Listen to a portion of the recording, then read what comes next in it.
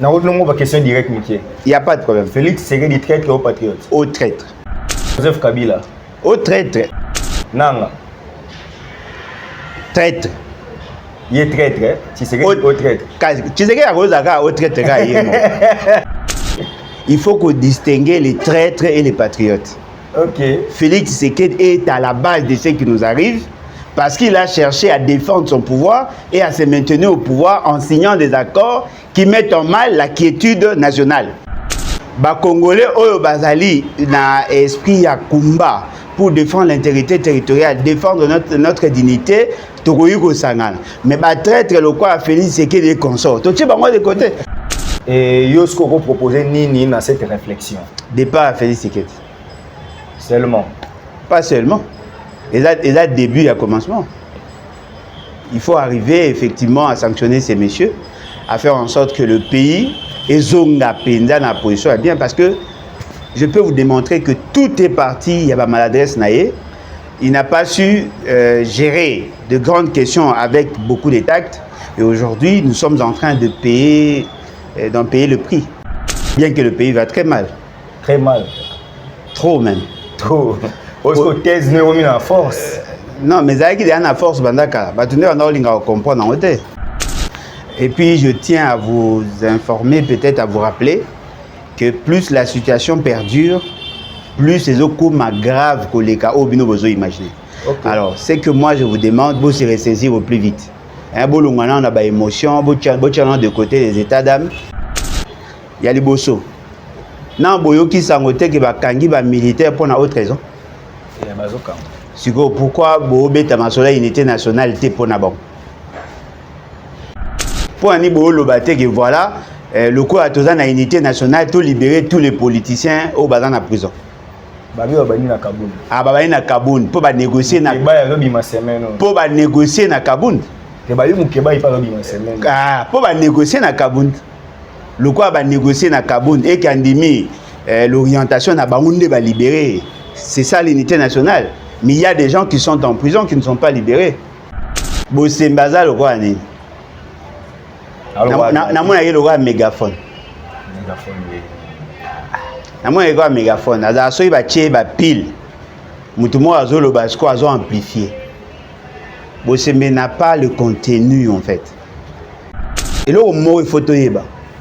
En temps de guerre, il y a une philosophie qui gouverne l'État. On fait des restrictions, il y a certaines libertés en temps de guerre. Mais chez nous, dans notre contexte actuel, au regard à la disposition pertinente de la Constitution, il faudrait que nous soyons dans une situation de guerre déclarée pour que les mesures, il y a restriction à la liberté et s'appliquer. Ce n'est pas par le fait que la Mourina Tongo aurait dû liberté nationale. Non. Mais quand on imagine un pays sérieux, on a restreindre la liberté. Mais apparemment, débat on a tout ça déjà à l'époque à Kabila. Tant qu'on signal, connexion. Apparemment, les gens ont eu à en débattre, non? Pour nani ni lelo ba o lobela ensuite. Le monsieur ou la dame qui a pris la décision au Kata X, na TikTok, il est au service de qui? Oui, ministère de la communication à Kati Ango, à Kati TikTok, na X pour l'année. Pour les OP, ça pour infiltration, les amis, infiltration, c'est-à-dire par rapport à la guerre médiatique. Ok.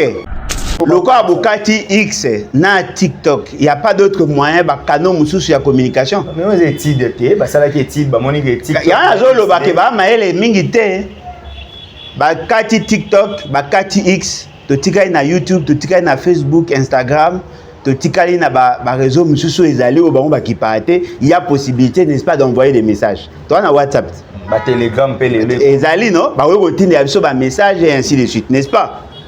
Alors pendant que Bokati connexion Bokati biso TikTok et tout ça, est-ce que biso kaka neto la information sur le Congo? Bino Bokati biso. Alors dites-nous quels sont les mécanismes au bino botier pour que le Congolais oyo baza awa babundisa le contre les informations ya ba Rwandais oyo za distillé dans le monde entier na ba réseaux sociaux. Le Rwanda nous attaque avec de fausses informations. Vous nous privez à nous d'attaquer le Rwanda.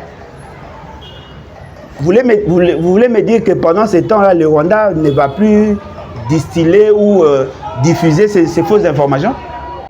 Ceux qui vous avez qui maëlé, ils vont former armée numérique Nabino et faire face. Parce que le mot est vrai. Vous tous là, vous êtes des menteurs. Et dans la Nanga, et dans la Bino, ces fameux gouvernements de la honte. Vous tous, vous mentez.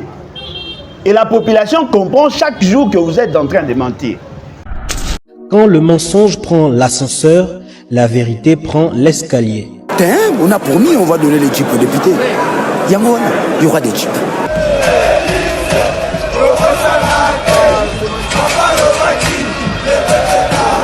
Notre ennemi c'est le Rwanda, FRDC, Boumae, Munguna Nabiso Kagame, Congolais, Kangae, peuple Telema.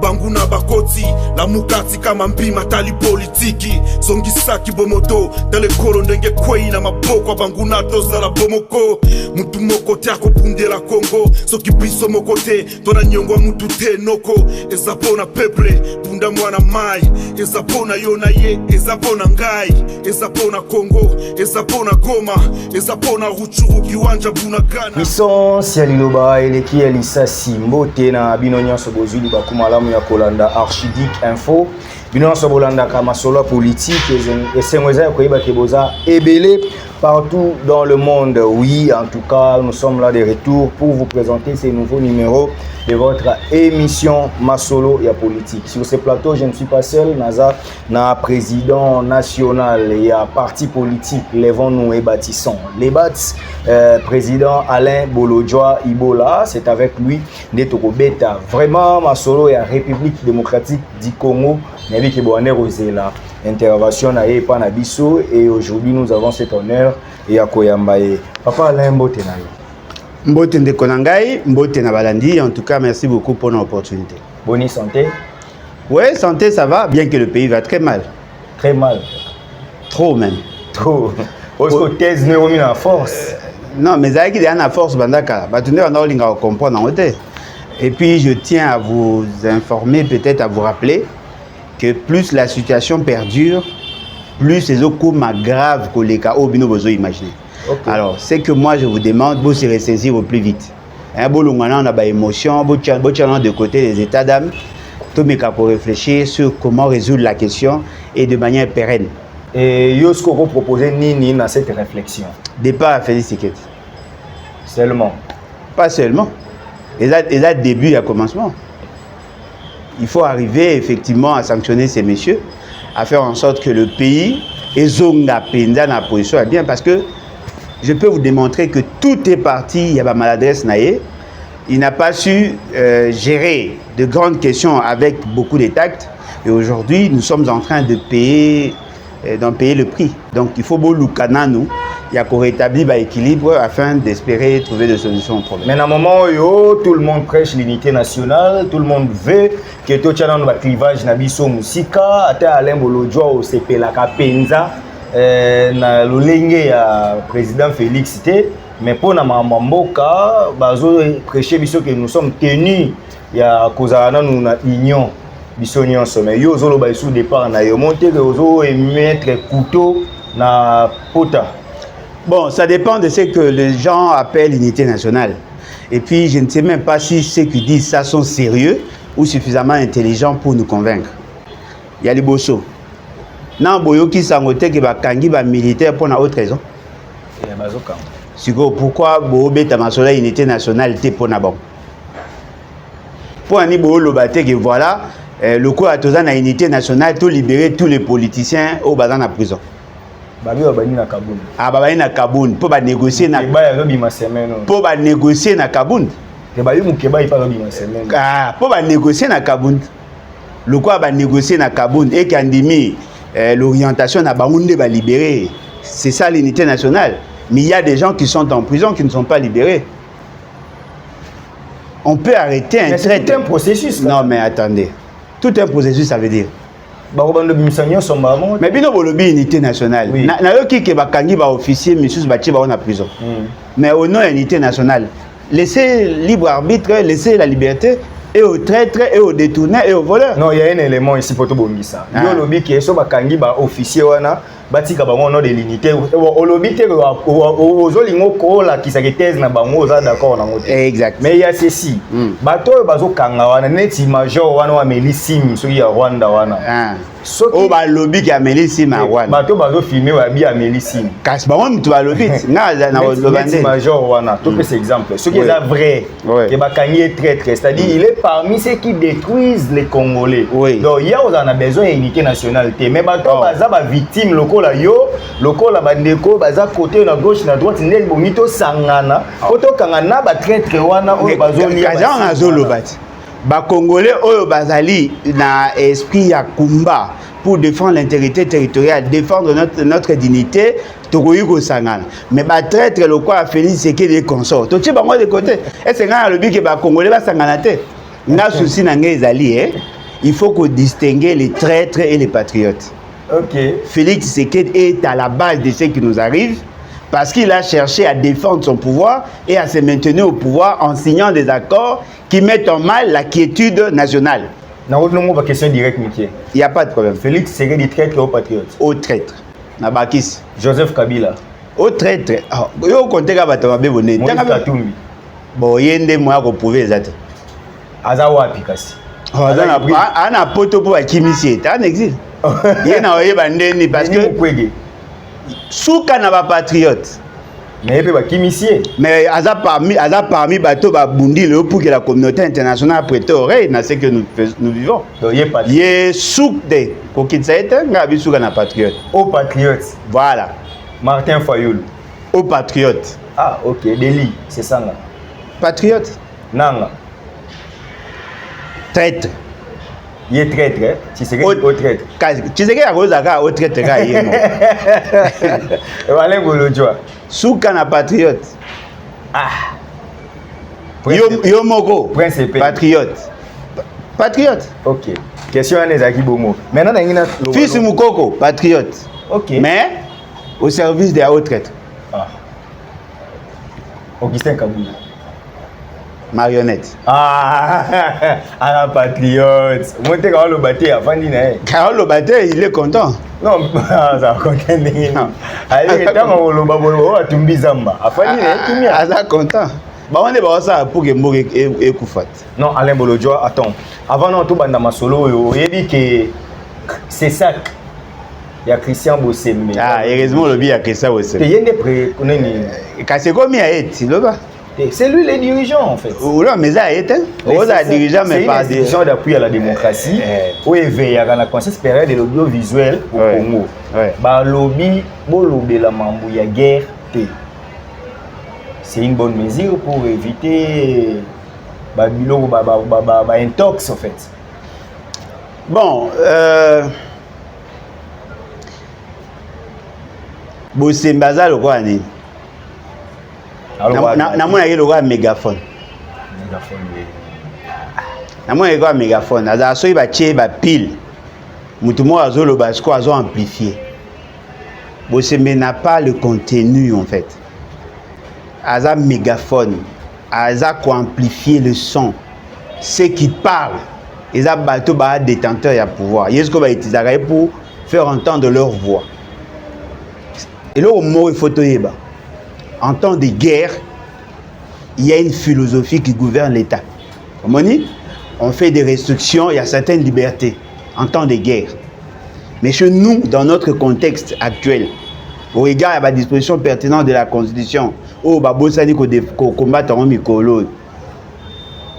faudrait que nous soyons dans une situation de guerre déclarée pour que les mesures, il y a restriction à la liberté et s'appliquer.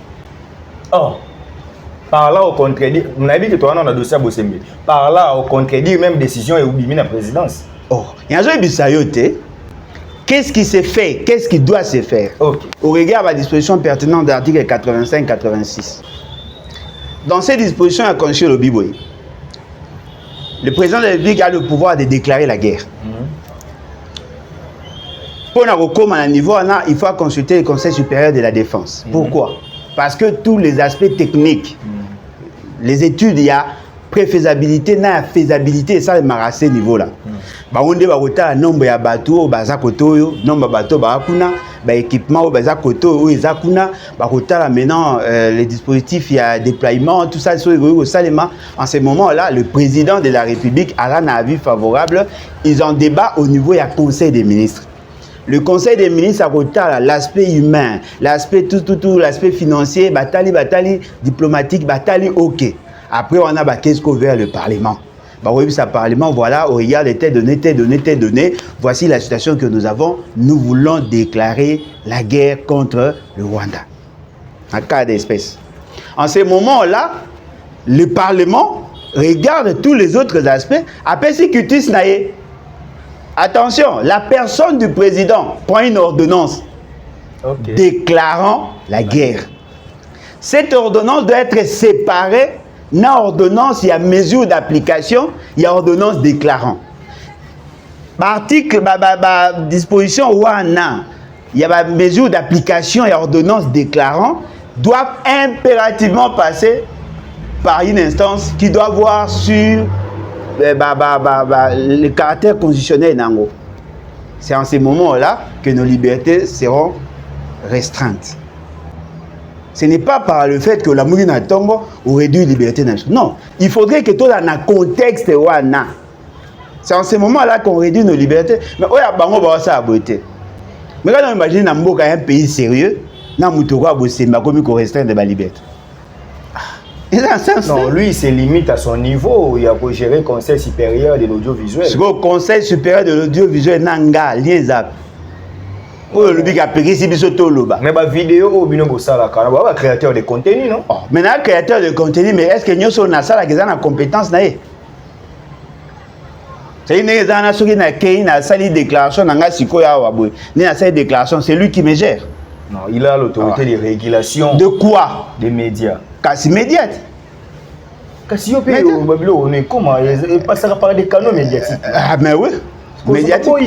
Non, il y a un pouvoir sur bino ba organe de presse. Ako ko gérer biso na maloba na eta. Na ko beta pe émission na RFI. Nga na politicien. Na ko beta ko ça peut déclaration na RFI. Il va me gérer. Ah ben nga pona ni loba ibwe. Mais apparemment débat on a tout ça là déjà à l'époque à Kabila té. Tant tu vas mende okataka ba signal okataka ba connexion. Apparemment les gens ont eu à en débattre non pour nani ni lelo ba olobela ensuite et ba senga retour à mende la communication. Ah ba senga retour à mende la communication pour kataka ba réseau ba connexion bien que ça une compétence na été akataka ba connexion akataka tout ça c'est pas ça. Et puis d'ailleurs na yeba le monsieur ou la dame qui a pris la décision au Kata X na TikTok, il est au service de qui? Selon les informations que j'ai à ma possession, c'est au ministère de la Communication. Oui, ministère de la Communication à Kati Ango, à Kati TikTok, na X pour l'année. Pour les OP, ça pour infiltration, infiltration, c'est-à-dire par rapport à la guerre médiatique. Donc, ok. Il y a des Congolais qui sont payés par les officiels rwandais qui relayent maintenant des intox habitants congolais qui sèment maintenant la terreur. Ok. Chico, le quoi Bukati X na TikTok, il n'y a pas d'autre moyen bah canon sous la communication. Mais aux études bah ça là qui études bah mon études. Il y a un jour le bah maël mingité. Bah Kati TikTok, bah Kati X, to tikai na YouTube, to tikai na Facebook, Instagram. Tikali na ba réseau mususu ezali au bango ba ki parté, il y a possibilité n'est-ce pas d'envoyer des messages. Toi na WhatsApp, ba Telegram pe les ezali non, ba we kotindi ya biso ba message et ainsi de suite, n'est-ce pas? Alors, pendant que Bokati connexion Bokati biso TikTok et tout ça, est-ce que biso kaka ndeto la na information sur le Congo? Pour Bokati ka na Congo, Bokati na Congo Brazza? Bokati na Gabon? Bukati na Afrique du Sud proposé pour protéger population civile. Yo kaka nazo loba kolanda bango te ba maela okokate. Na loba ngo. Bukati biso bata Congo. Muto azana Goma. Soka osa la connexion à Rwanda. A ozo information oui ou non.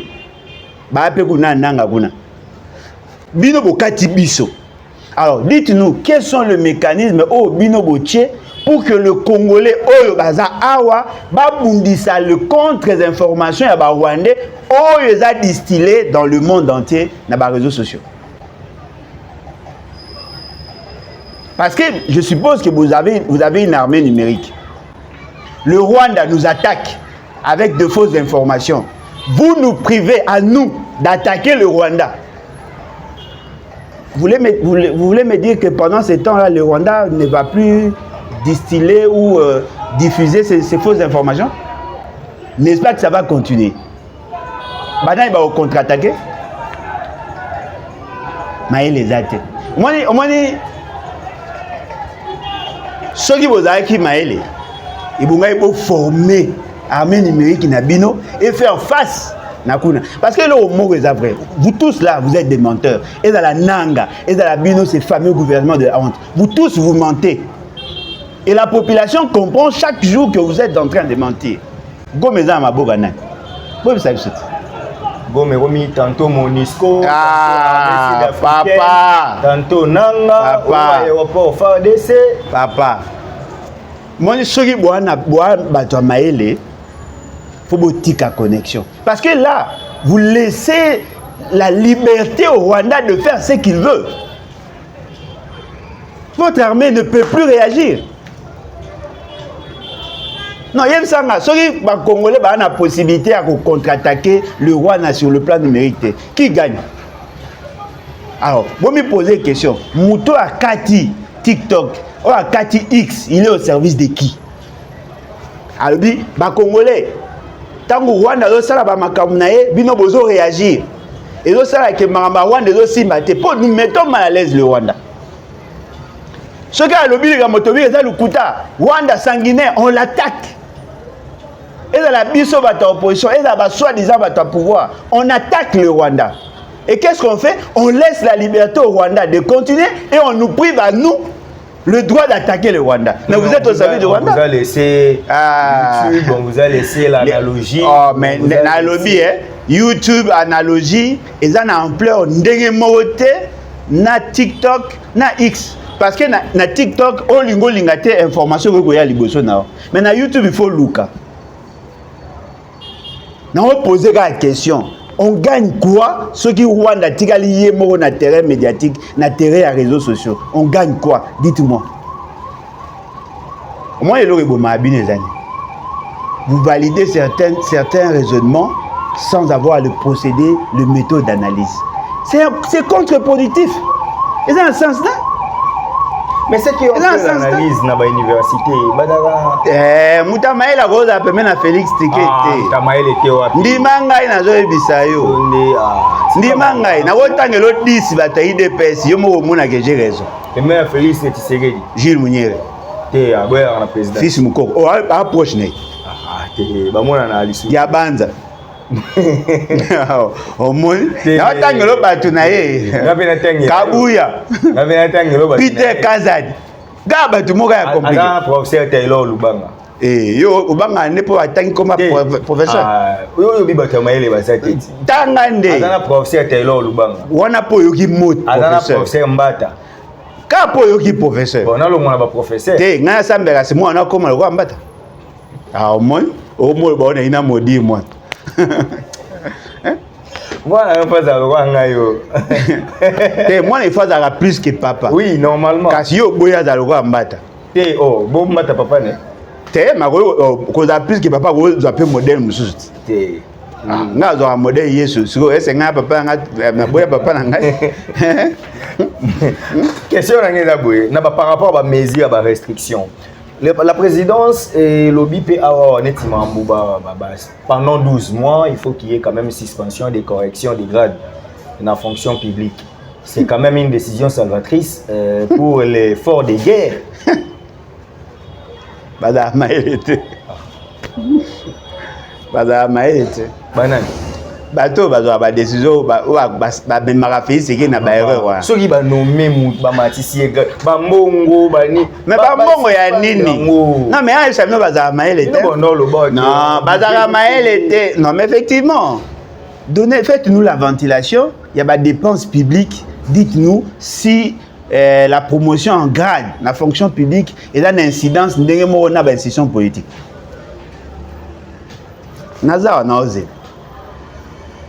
Félix Seke, dans le dépensant la présidence 637 millions de dollars dans numéro. Combien? 637 millions de dollars. Félix est né dans Oloba. Dans le dépensant. Félix, journaliste à Biwan. Il faut d'arrêt. Et Félix ou à Biwan? Oh yo le Biwan. Dans le dépensant 637 millions de dollars. C'est la présidence. Oh, mais on a besoin de Félix. Dans le dépensant 637 millions de dollars. Nani. Année moro. Alors dites-moi, l'administration publique c'est comment en montant? Est-ce que vous avez un nombre de directeurs à Congo? Il est vrai. Pendant que nous sommes dans une situation de guerre, il faut stimuler les agents pour qu'ils produisent au-delà de ce que nous produisons d'habitude. Okay. Et pour y arriver, nous avons deux niveaux, il y a motivation. La motivation extrinsèque et la motivation intrinsèque. Okay.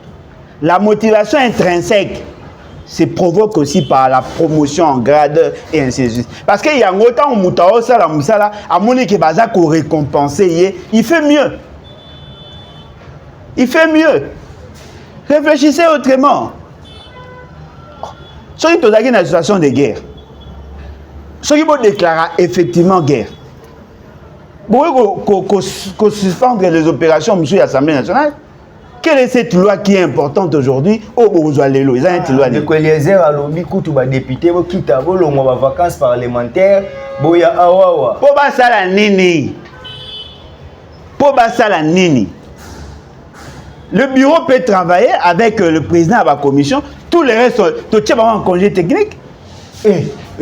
Yo, le guerre, hein? Toi, on a guerre, oui ou non? Au moins, ça dit quoi? Toi, entretenir les politiciens pour être absolument à l'est, tu déranger l'administration. Si l'administration connaît une décision, on a même dans le cabinet ministériel. Pas diminuer nini? Train de vie. Oh. Est-ce que va le bien? Est-ce que va le bien en l'élo? 1 000 francs. Bah, ça y a combien? 1 800 000. Et après? Euro qui te paie 1 200 000. 1 million, il va 600 000. Sur 1 800 000. Bon, si vous bateau, l'administration va avoir combien? Bah, 600 000 francs. 600 000 francs, on a gardé.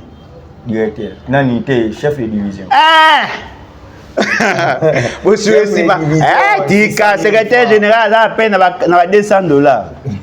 Yo beta dollars, on va en France. Non, mais à peine, secrétaire général, ça a peine 200 dollars. Secrétaire général, na général, il y a presque un grade à niveau d'administration. Ouais. Même niveau, non? Ouais, ça c'est vrai. Alors, vous pensez que ça va combien? Papa, l'IAWA ça a changé ma cambo, bah comment on va 600. L'IAWA ça excessivement incompétent tant que temps arrive au pesa nga nosé. Bazar na 500. Sous Canada au pesa nga nosé. On a salaire. Ayebi marambo liaum ta fixe salaire. Té salaire ya bango. Ayebi mai. Ake ko bina au kababa bambongo kona. Nazo yebi sabino, le raisonnement ne doit pas être celui-là. Vous voulez bien faire les choses, il faut faire la ventilation à la dépense publique. Il y a des fonds secrets qui sont consommés par les institutions. Mais le fonds secret à présent, c'est là combien? Dotation, on va payer ça à la présidence pour nous à charge famille à Tshisekedi. Tina Batwa Kabea Kamonga, ils ont combien? Le personnel à la présidence va combien? Est-ce que le personnel à la présidence, sans compter la sécurité, on a déjà 1180 personnels qui va travailler pour son compte? Sans compter la sécurité, 1180 personnes qui vont travailler pour son compte. Le directeur à cabinet a un le directeur de cabinet adjoint a un VPM. Le conseiller spécial a un le conseiller principal a un. Parce que sur le nombre de gouvernement, il faut multiplier par 6 nombre de membres du cabinet de sécurité. Tous ont le même rang en termes de traitement. Vous voyez bien, le chef du bureau du conjoint a un rang. l'assistant ya chef ya bureau ya conjoint a un vice-ministre.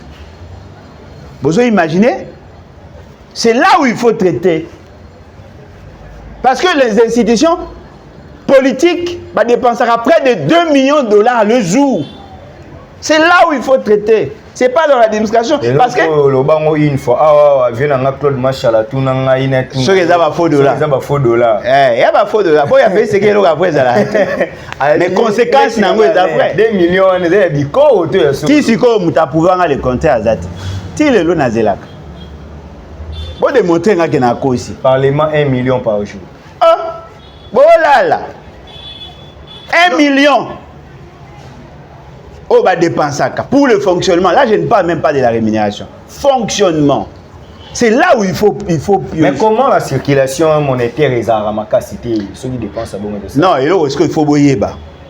En règle générale, les politiciens congolais, ça a ce qu'on appelle la thésaurisation. Ok. Bazwa mbongo teke ba chess na circulation non, bazwa kayango ba bombi na bandako mingi pe ba bomba à l'étranger. Ok.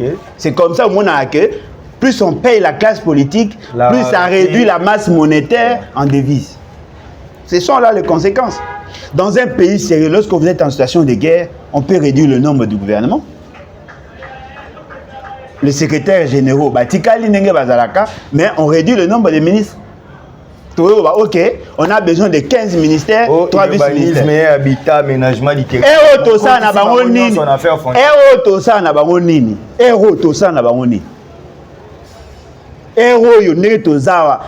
Mais ministère ya urbanisme et habitat tout ça na nini aménagement du territoire tout ça na nini affaire foncière oui parce que a gérer ma belé mais bango tout ça na bango nini donc ba annexer bango na affaire foncière et c'est ça mon hôtel en Mboko oui ça là et alors même sous Kabila ici mais ndeko na ngai tout ça na bango nini toi na bossa na bango te EPST, tout ça. L'information professionnelle. Toi, on a posé ça dans le côté. Vous savez, le ministère de l'Éducation, on réduit le nombre de membres du cabinet. En ce moment-là, lorsqu'on réduit le nombre, parce qu'avec 15-16 ministères, on peut bien faire fonctionner l'économie, commerce extérieur. Présidence de la République, 200 personnes, c'est trop. Ah, non, ok, chômage. Ah, bien vous protéger, on a chômage. Vous risquez de vous le chef de division qui base en contrat dans l'État. Hein? Bah, on va en contrat dans l'État. 1180. Mais Kabila a 400 et quelques. Sans guerre, il a 400 et quelques. Hein? Vous le retenez, vous avez bien été, vous avez présidence sous un théâtre, une comédie. Non, au moment où on est belé pour basangisa na maison civile. Ah, maison civile, ça fait partie de la présidence. Mais ça fait partie de la présidence. Cabinet maison civile. Cabinet est annexé na cabinet. Tout va dépendre dans le même service. Bah na 4. Secrétaire général et la présidence, et alors? Bon, c'est distraire. Les fondations premières dame dans la carte de cabinet. C'est mais dans le cabinet, dans le cabinet na carte de cabinet. Fondation est fait na privé. Bien que bah sangisara moi pour des ordres déjà kuna chargé na yé, il y a tout na yé, il y a cabinet na yé, il y a bureau du conjoint. Bah se retrouvera pas sous na fonaref. On est dans beaucoup des ordres té. Alain Bolodjoa, parlons un peu des pour réduire la dépense, la voyage génétique, boutique, pour dégager l'évacuation sanitaire à l'étranger. Aïe, Boris hôpital. Moi, tout ça, c'est tout le bas, moi, tu m'as ramené. Ah ouais. Pour un penza na ndimi pour tout le bas. Ah. Ce que beaucoup m'ont dit, bino bolingi pays te. Tout ça na ba mi bité. Bon. Na o ça na ba mi bité na ba traite. Alain Bolodjoa. Il sola dialogue est ambolé nga auto dialogue te non ba évêque ba yambaki bango sa vendredi bango mutu ba sengo audience be ba bengi ba invitanaki nana bengi muninga président muta bengaki ba abengi bango ah bon ba longo ba traître botina ba tumba bango ba boma bango te. J'ai une question okoyoka il y a pas de problème ba sango ba sala approchement Mais yon na liste aujourd'hui na liste ya grande personnalité wana. Ngabe na la grande Ba bengi ba lokutana na Kabila, ba lokutana na ngana mosala ya peuple. Fayulu. Ngana la grande. Nanga wana selon ba nini na ba. Baza obligé ka okutana nanga. Po nanga mutu na bango ba na cop.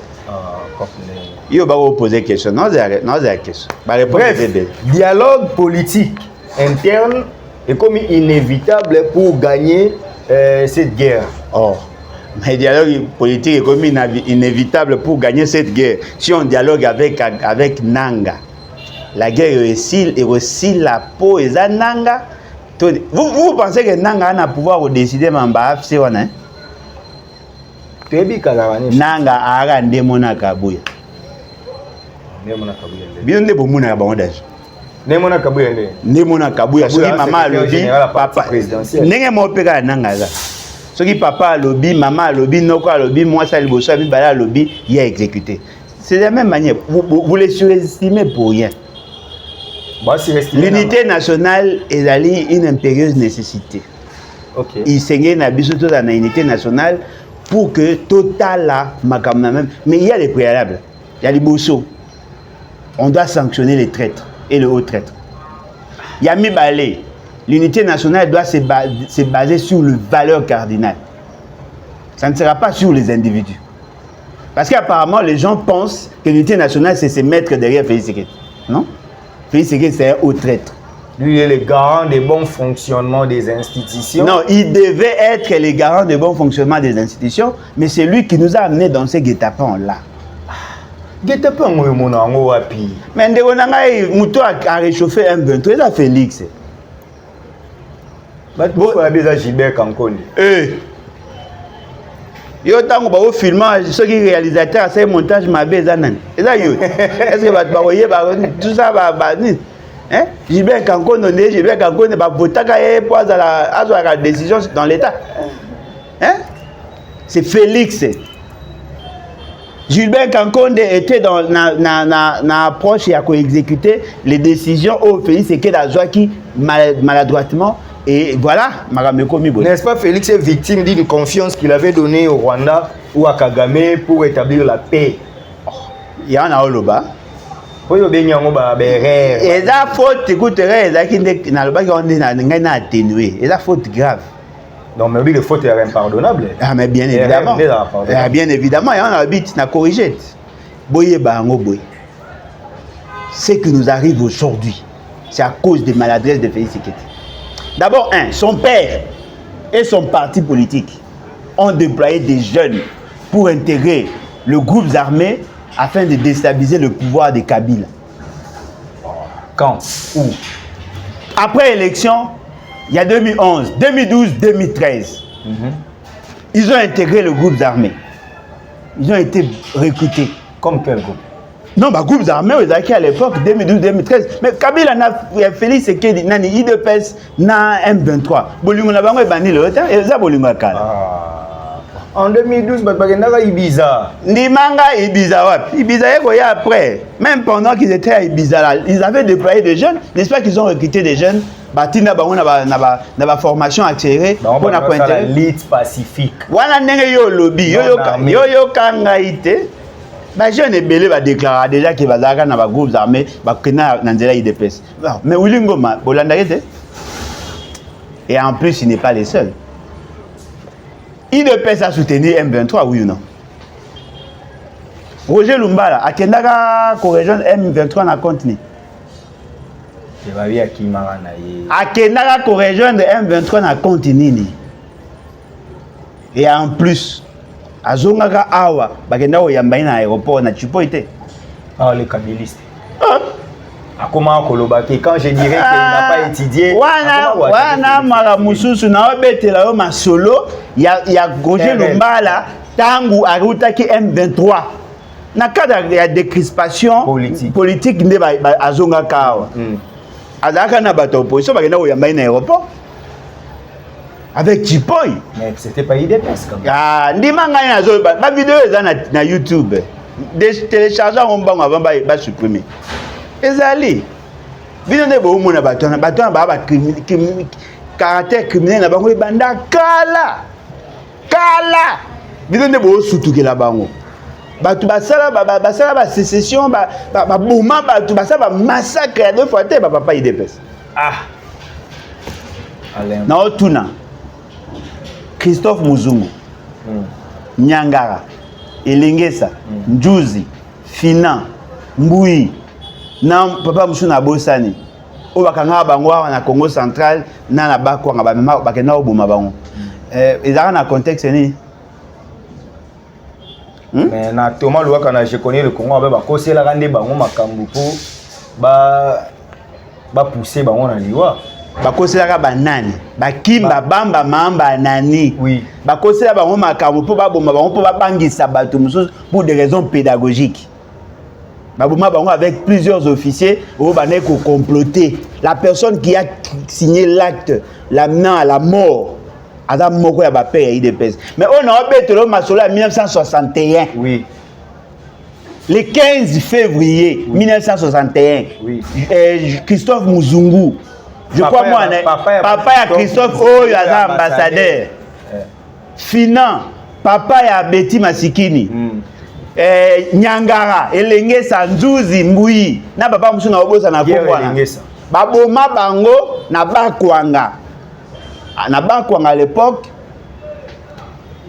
Molopo Kalonji partenaire Etienne Tshisekedi et il était là baboma batu yango moni maintenant pour étouffer l'histoire na bango nde basala IDPS na date nini le 15 février 2022 voilà pour que baboma date wana ça ce sont des vérités aux onga na livre en dehors ya livre aux onga livre non il y a forêt non bah papa moi je suis chercheur bon livre nanga ça parle sur l'histoire du Congo non bien que l'histoire économique Alain Bolodjo puisque parler dans livre nazo réfléchir pour yonde aux excessif trop yo lingi penza nyonso te ya Tshisekedi mais j'ai suivi Kulutu Lié Moumengi.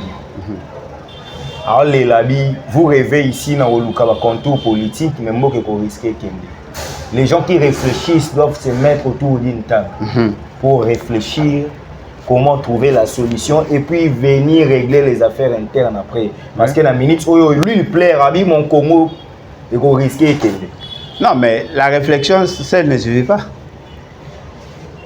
Faut qu'on en action. Mais pas si bien beaucoup de l'armée. Allez, j'ignore mais il faut réfléchir avant qu'il y ait une guerre. Yoga. Na moni mutumo il faut azaka mtayi de pes. Po batumi ba raisonner bien te na mona bazaka batayi de pes. Yoga zolo babwe. Bino bo senga na Anthony akende ko s'enrôler na armée. Mais tango koko na ena papa na eba obunda po na mboka. Est-ce que papa na bino ba koko na bino ba kenda et bino ka sa famille Tshisekedi ba bunda po na mboko boyeba histoire Congo te la famille Tshisekedi a toujours été contre l'État toujours papa la famille Tshisekedi a été ambassadeur yoka na nini 70 bazwa justice na nini 60 61 Zaïre mais azoba na cadre ya coup d'état à 60 a commis na commissaire général adjoint en charge de la justice. C'est là où on a occasionné la mort de Lumumba. Mais il y a la adjoint. Mais titulaire a empêché. Oh, bon, comment il est à crapaud? Oh, mais ma soni bobeta. Mégaphone, c'est qu'il n'y a pas une. Il y a des mégaphones, il y a un jeu ça. Bateau ba histoire Congo te. Ne ba monage bateau na baza batamalonga. Boye bayango. Ils ont participé dans le déraillement du pays. La République démocratique du Congo est née démocratique en 1960. Ouais. Ceux qui ont fait dérailler la République, ils allaient papa il y a Tshisekedi wan, papa il dépêche wan. Bango ndem to boma démocratie. Lumumba un premier ministre élu ayant la majorité parlementaire. Il a été déchu de ses fonctions et il a été assassiné.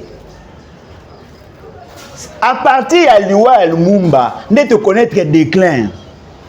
Nous se commis en basculement. On est entré dans la période de la guerre. Bamoulele, consort, Babitumbe, la rébellion et Salami. Il y a eu dysfonctionnement.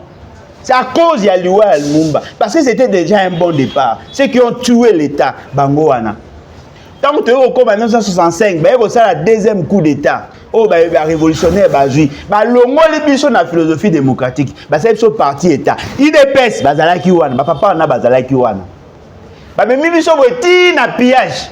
Bah, zalaki. Mais l'oko bino, tu faut pas pardonner à bango jamais. Les Congolais se sont entendus pour aller dans le dialogue inter-congolais. Dans leur judiciaire, ils sont venus avec le Rwandais. Bah, côté na, bah, Rwandais. Le Congolais, le Congolais, bah, yo kaniba ça l'alliance na bango entre Congolais pour isoler le Rwandais. Bah, yo créé ASD, Alliance pour la sauvegarde du dialogue. Conséquence, il y a l'alliance pour la sauvegarde du dialogue, la réinsertion, le brassage, le mixage avec le Rwandais. Non, mais là, c'est une histoire autre que moi j'ai entendu que dans Bakesan City, les MLC, vous voyez plus les RCD très proches du pouvoir de Kinshasa. C'est la raison. Les MLC, qui dominés par les Ougandais. Les Ougandais, bah, Thomas qui d'accord, en principe, bah, isoler le Rwandais parce que le Rwandais va comment être trop gourmand. Yango Moni Batinda qui j'en peux bien que nous Solana Kabila. Bah, Yokani, président de la République, Joseph Kabila, Bemba, premier ministre. Tant que Etienne Tshisekedi a yoki que Moutoumso est comme premier ministre en dehors c'est comme ça qui vers le Rwanda pour faire bloc parce que le Rwanda a un carré et puis le Rwanda qui est déjà en connivence dans l'IDPS banda kala. Toi on attend guerre Alain Bolo, tu as tika de l'eau. Guerre, non attendez, guerre tout falsifier l'histoire. Bolingo ya IDPS na ba Rwanda da kala. Il y a dialogue, okokende dialogue toté. Ndeo nangai. Pour qu'il y ait dialogue, il y a des traîtres. Et là, le quoi, on a marché sur la mémoire de tous ceux qui ont été tués. Ah! Voilà, même au nom de la paix à RDC, une paix sans justice, ce n'est qu'une paix factice. Yo kana zo bisawa. Moi bilingue, na no beta masoya ya Anthony Muminga. Moi bilingue o bakendaki pina guerre. To ke no bunda, na moi kudu na ba jam so IDPS bakendako. To ke no bunda. To bundela mboka. Bah, je n'ai pas déterminé. Boyebi que carnage est ça mis na Goma non? Bah bomi ba soda na biso. Des gens même qui ont déposé les armes. Bah bomi bango bibembe jonché na bandela, vous n'avez pas idée. Bon moi na ba vidéo té. Posez la base sur notre TikTok bon moi non, bon le rapport TikTok a bloqué. Bon moi na ba vidéo ya somo, ne ba bomi ba jeune hein. Pourquoi? Il y a eu haute trahison dans le commandement armé. Trahison. Mais bah majeur bazo mais là-bas si trahison. Non, il y a papa, bon on a pas distrait bino. Le problème est plus grave que ça. Bah comment musuka to. Yoka nazolo. Yo no otanga te. Orchestre qui ba coup de. Yoka na otanga, yo no otanga te nga na otanga. Yebango. La trahison a commencé à partir de Kinshasa. Par des généraux. Par les politiques. Siko bino, bozolo banabiso toke no bunda contre nani. Ba otindo no bunda contre Monguna, oh Monguna ngo ye wana pe mtatindi o kende bitumba. Des traîtres. Il faut to longola nano na kati ya l'état. To longola ba traître. Bana na ba bundi. Ba bundi penda babi to signer yo mato bunda kaka. Repli stratégique. Tout dans na position bien, repli stratégique. Paf, bango tobe okuta na Goma. Na poser une question moko. Pona nini to sali ceinture, to sala ki bretelle na biso ya défense na Goma. Base rien na chose rien.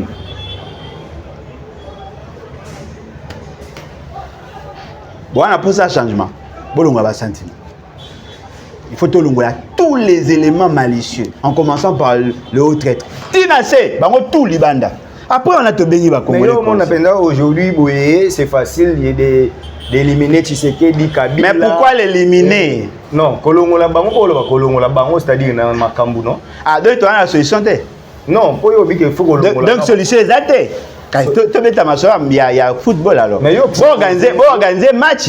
Vous avez départ na bango, non? Peuple mokosité. Donc Tshisekedi, Kabila, Nanga. Nanga n'est qu'un instrument. Nanga besoin Nanga le coin d'état fou.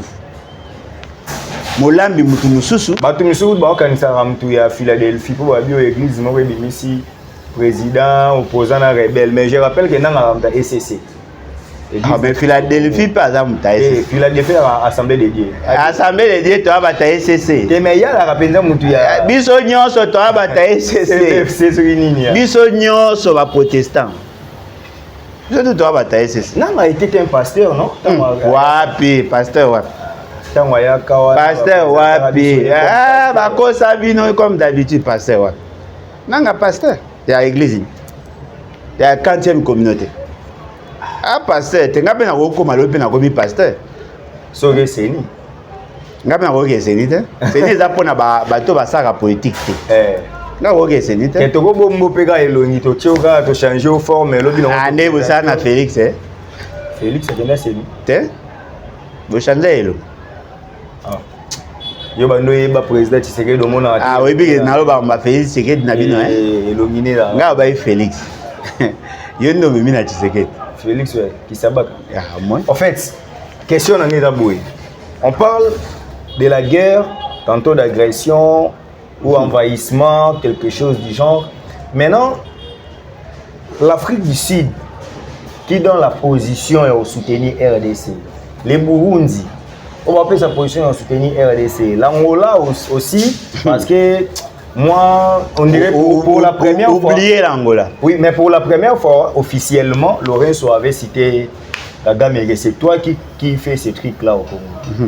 Donc, Togo Lobanini, est-ce qu'il faut pas coûter sérieux quand il faut pas payer biso armement na bango ba bunde biso ba chana na ba M23 libanda. Nini fait ça là ma plan. Au moins ma monsieur le ban. Ce sont les à côté. Le plus grand problème Nabiso, c'est la qualité des commandements suprêmes. Mais bah vous changer. Commandement suprême. Commandement suprême. Bah vous pouvez absolument nous qui nyonso. N'est que nous Daniel Safaloba. Attends va payer ce minute que Russie a bundisa. Ukraine, ma péciviso, tu as échoué. Bolingo ya Félix Tshisekedi ya IDPS na ba Rwandais. Ceux qui ka bango ba na pouvoir, to ça et l'autre. Boye ba elo boluka.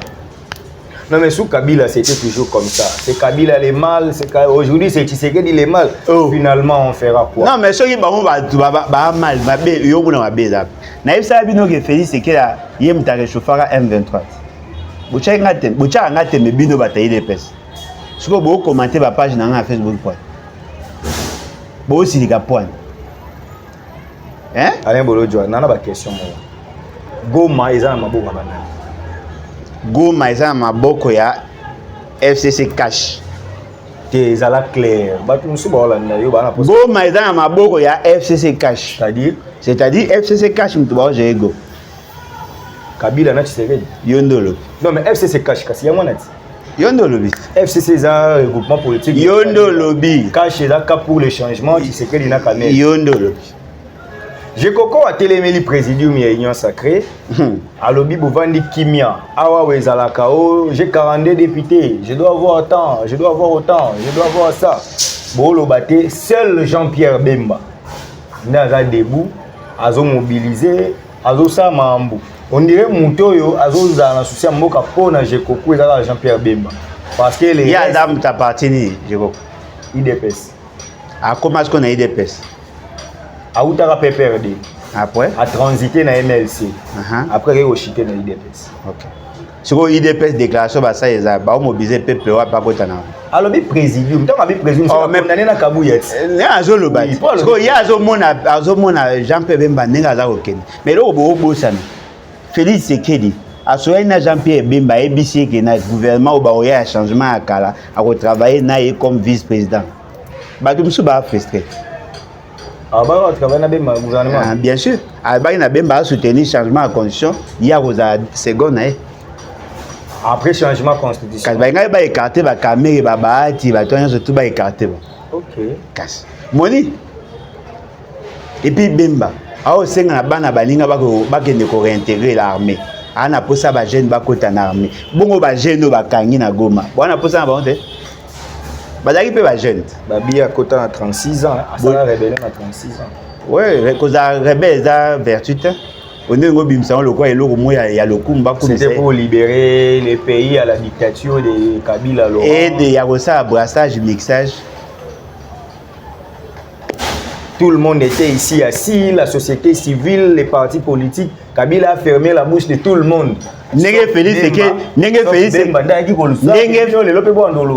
Félix c'est que pas au kanga munoko ya ba opposant le la société civile même kokata bango connexion pour ba lobate.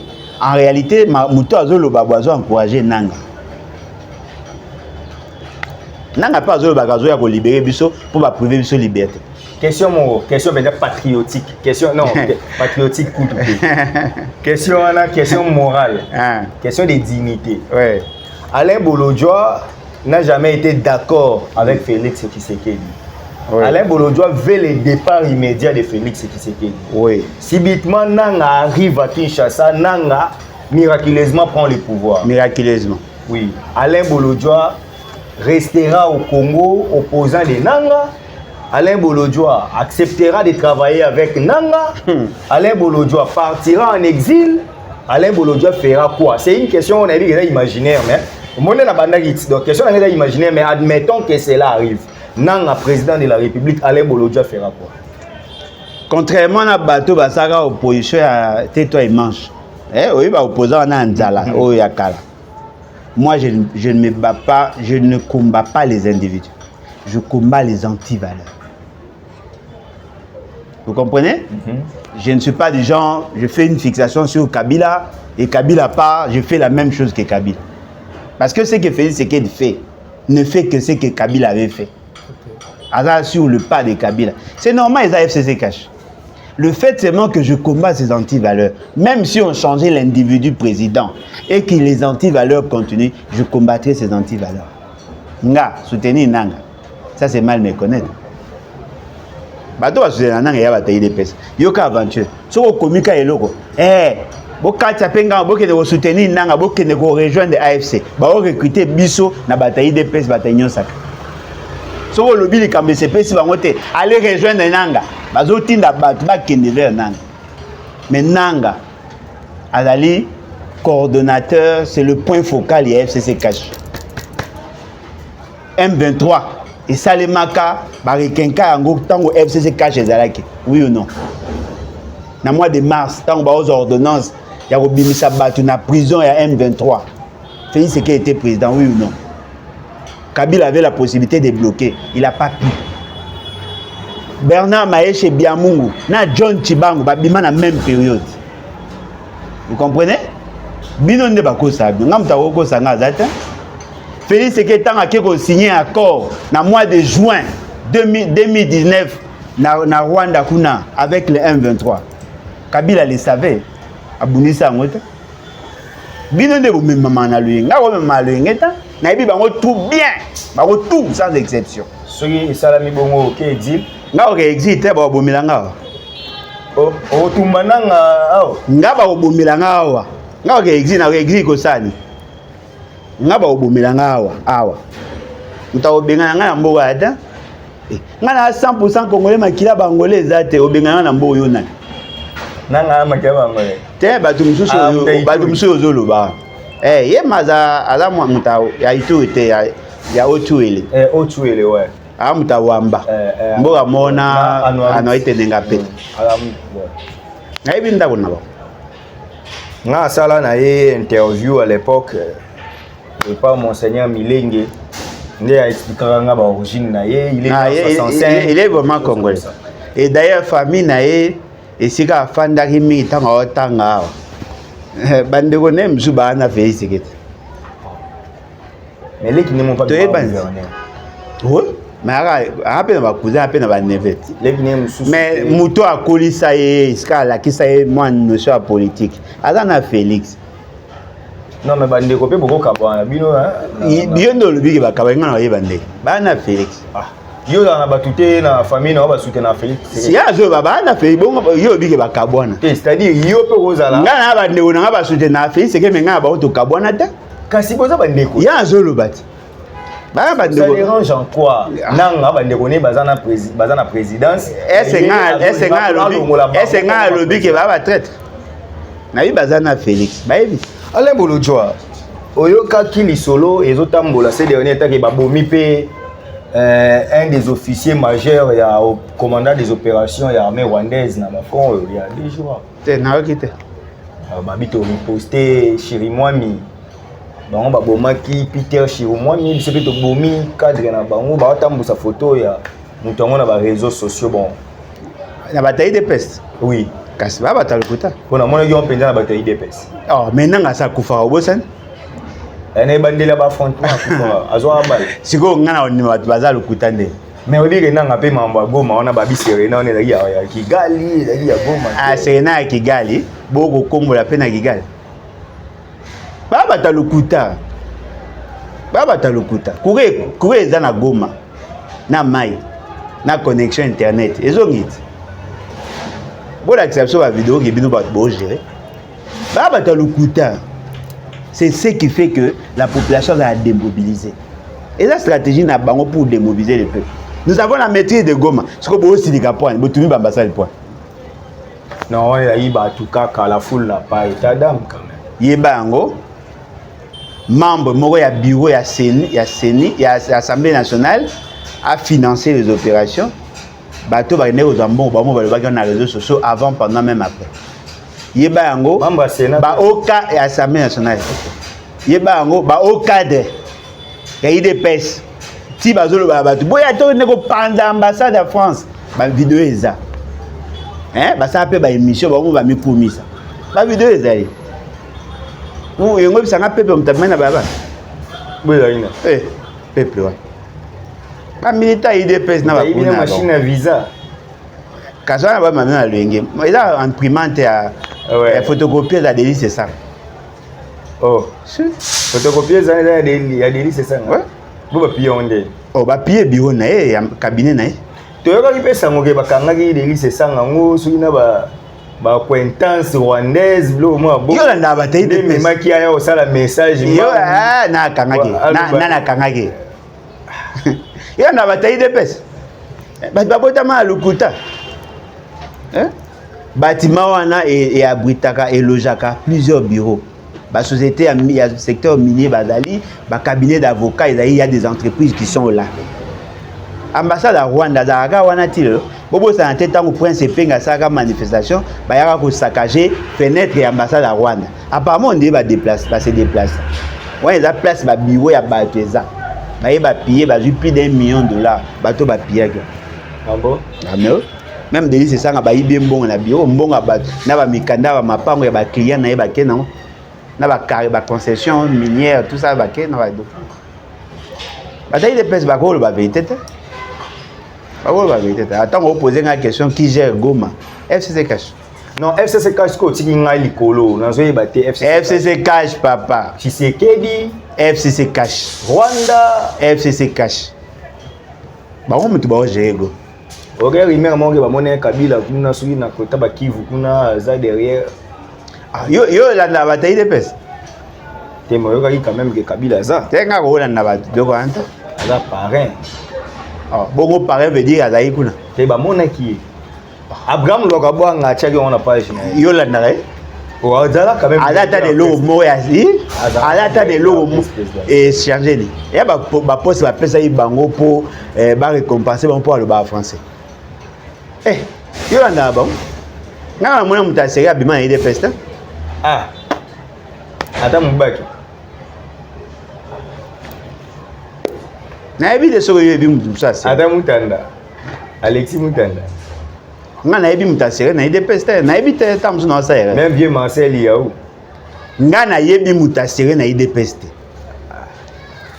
Liya wazaka maele. Sérieux ne mtolo.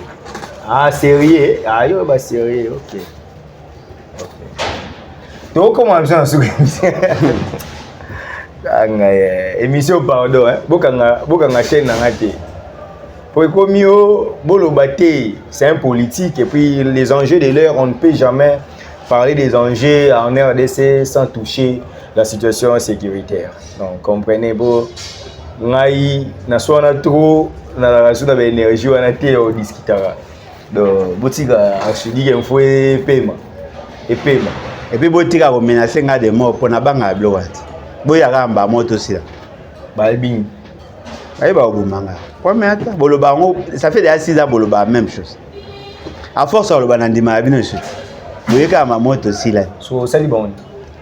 Bah, vous avez vérité, n'a pas. Vous pouvez dire que vous avez vérité, non, tout ça, vous avez embelli dans votre point. Pour la mission, n'a pas. Soit vous démissionnez, soit vous bénissez. C'est simple. Donc, on va jouer les décisions, vous avez mieux. Ah, bien sûr.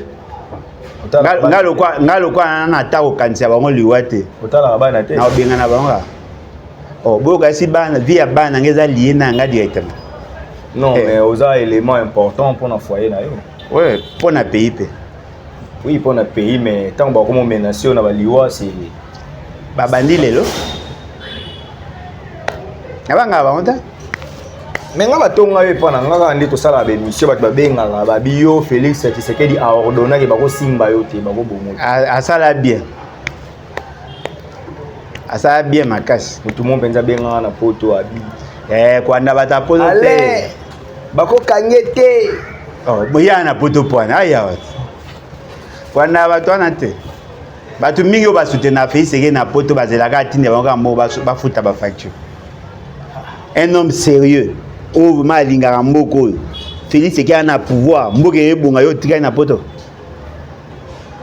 la senga ba tutu ba na poto ba yati boya ya te point mutwa po ebike mboke ebonga te kolanda ba honte onde Félix Tshisekedi ko comme ça nzambe ye mutako décider so mutako bika o akokufa de bato ba kufa ye mutabo ba ngo apa ba manifestation ça vient la diaspora ça peut changer les choses oui en partie oui.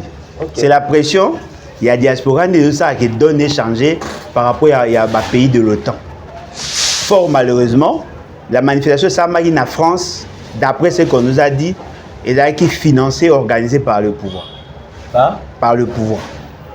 Je ne sais pas si c'est vrai, mais il semblerait que Batina Imbongo pour mobiliser les gens à faire cette manifestation-là.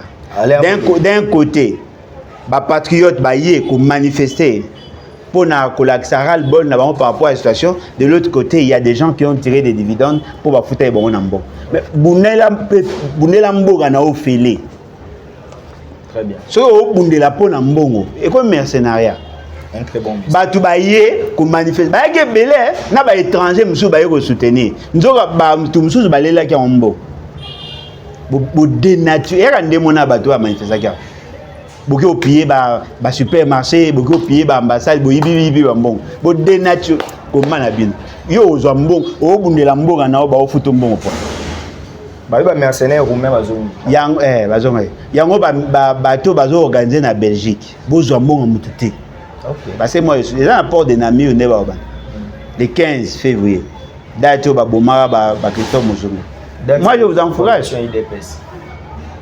Moi je vous encourage. Mais bozo mbongo mutute. Alain Bolodjoa a on ebi go. Ko soko zumbo mutu baby simba mo action.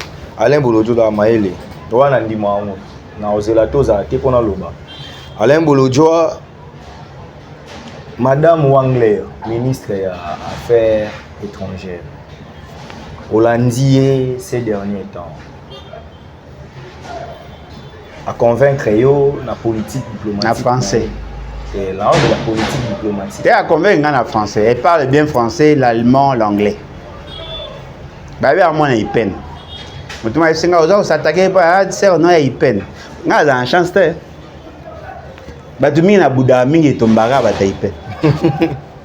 Afin d'en avenir pour Bouddha pour ba bisinga le corps ekanga wana ba bile akola wana tout ça muluba koto kuna za allemand et tout ça atanga na poto ekotanga oui mais azana ba gaffe belé bo remarquer on peut-être après pour occuper ana berere belé ma casse na conseil na bateau ba yebi mamba ba osata na conseil de sécurité na zone la communauté internationale s'impliquer sinon t'es la rue.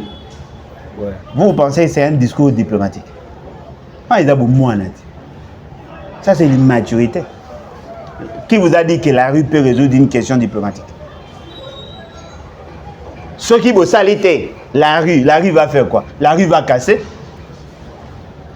Oh. Yoso Monari est décidé sur des grandes questions à l'État. Mais c'est ce qui fait d'elle héroïne. Héroïne a une immaturité. Immaturité ne s'allie. Et d'ailleurs, l'activité de ça, la Rwanda rencontre, c'était une manière pour piéger le Rwanda afin de le faire avouer qu'il y a derrière. Comment tu peux dire ça?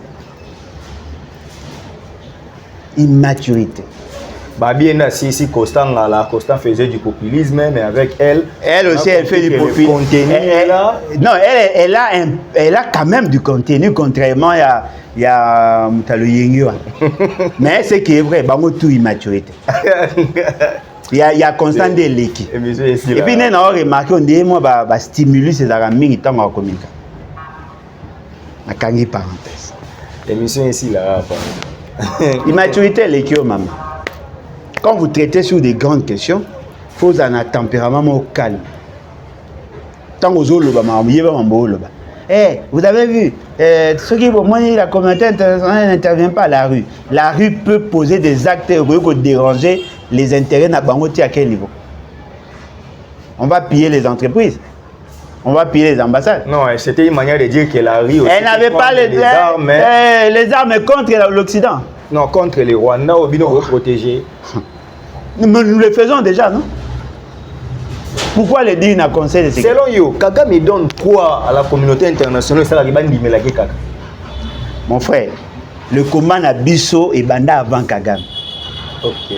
Ce toi na maïlo, je suis désolé. Okay. Les gens qui nous combattent, ceux qui nous combattent réellement, ils ont Kagame été. Okay. Notre combat a commencé depuis la création de l'État indépendant du Congo. Ok. Boye Barango. Mais ça a une mutualisation, il y a un intérêt. Okay. Kagame est là pour servir la cause. Il y a bateau qui va combattre les choses. Parce que quand on avait cherché à éclater le Congo, tant qu'on a passé l'association kassaïenne, katangaise, Kagame n'était pas là. Ok. Toko Samael. Kagame a sangisi conflit na yena baninga nde ba obu.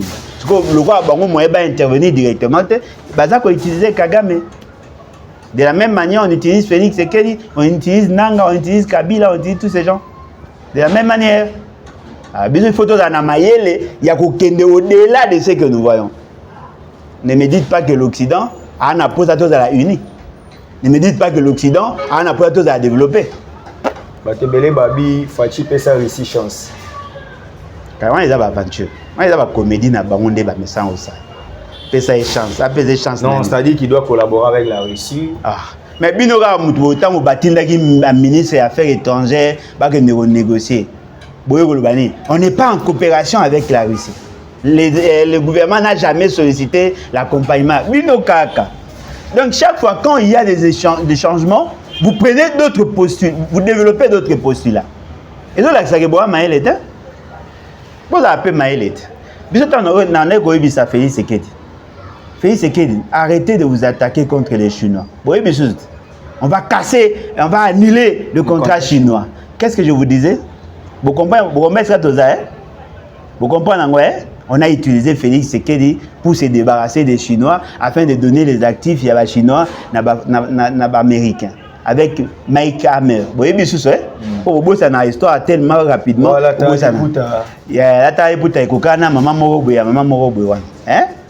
vous comprenez, non? Tant que vous se débarrasser des Chinois, qu'est-ce que je vous avais dit? N'entrez pas dans cette guerre-là, on n'a pas le poids. Aujourd'hui, vous voulez encore aller parce que la Chine et la Russie, ils ont le même centre d'intérêt. Les Russes vous ont approché. Les lobos, ils ont chance nanine. Ensuite, dans la défense, dans le ministère de la Défense, va suspendre charge de communication pour les erreurs, les discours, mais je ne sais pas, charge de communication. Est-ce que ça solo? Non, la suspension de 30 jours est vraie. Non, est-ce que ça solo document les autres temps ça solo? Oui. De va confirmer. Conseiller en communication, bon, chez oui, conseiller en communication, il peut participer dans la rédaction et à la discours. Ouais. Il peut participer parce qu'il y a un chef de la communication à Wan. Si le ministre était assez intelligent, il allait savoir que ces discours-là n'étaient pas adaptés. Il y avait des signes déjà que ces discours-là n'étaient pas adaptés. Vous voulez savoir notre politique? Tout ça à guerre, non? Tout ça à guerre, à Bélé, à Pépo, Maï Nini. Maï. Mère. Bon, Maï na mère, c'est le mot. Na mère, est-ce que na oluka est-ce que mère, na luki mère. C'était au sens figuré. Aïe.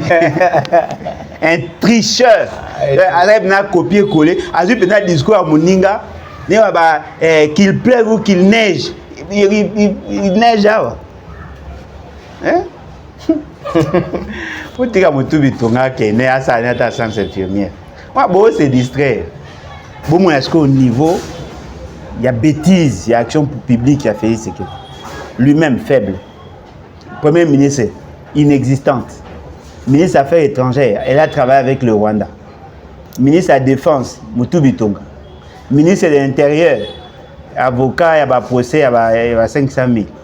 Est-ce que nani poste nini ya souveraineté toza nango assumé ou assuré par quelqu'un qui s'y connaît. Netiwa.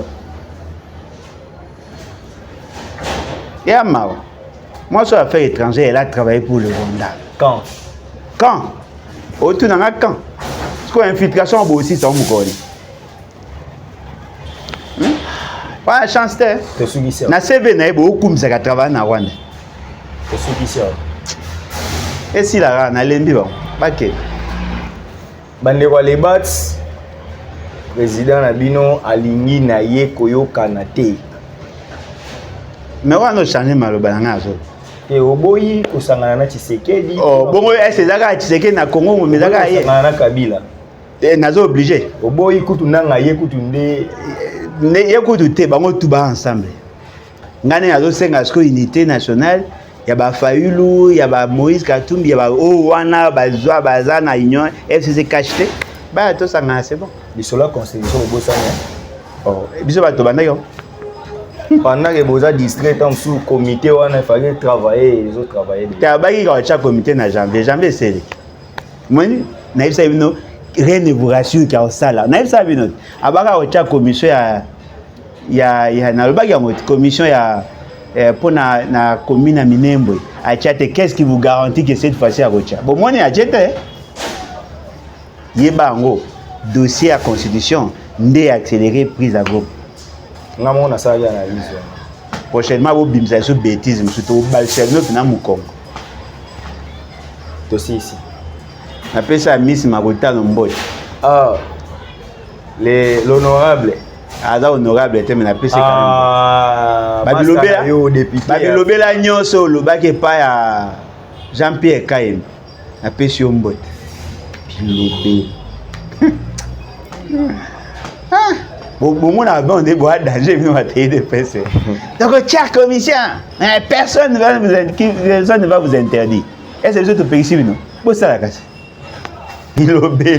C'est par ici que nous bouclons cette émission. Vous étiez nombreux en train de nous suivre. Nous vous disons un grand merci.